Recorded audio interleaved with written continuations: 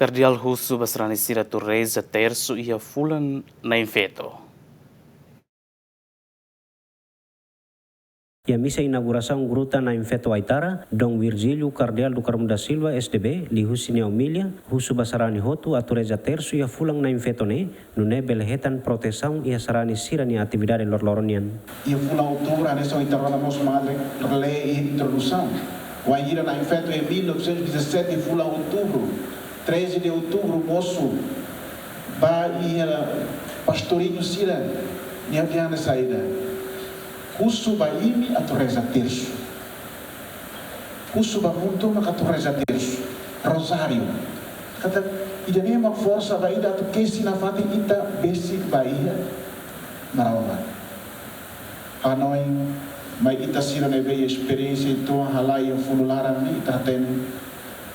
Quando ia ai larang Jesus larang ita sempre tara saída tersu. Medalha.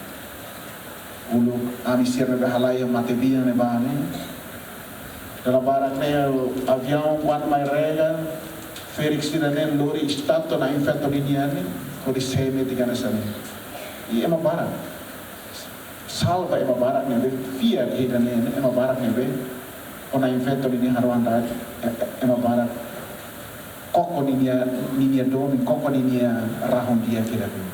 Presidente Instituto Gestão e Equipamento no apoio do desenvolvimento e infraestrutura, Ana Paula da Cruz Ateten, Instituto Gestão e Equipamento, apoio do desenvolvimento e infraestrutura, serviço de máquina de risco basira de vida, mais bem, nia husu ba funcionário sira hotu fiarmetin ba ihamaromak, no ne serviço hotu belelau hodiak. Ami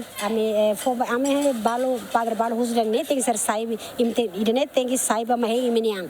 Então ami orgulho hanesa ngize, ami serviço mas durante ne ita tene katakai mas serviço udang laran ia anin laran, ia lorong laran.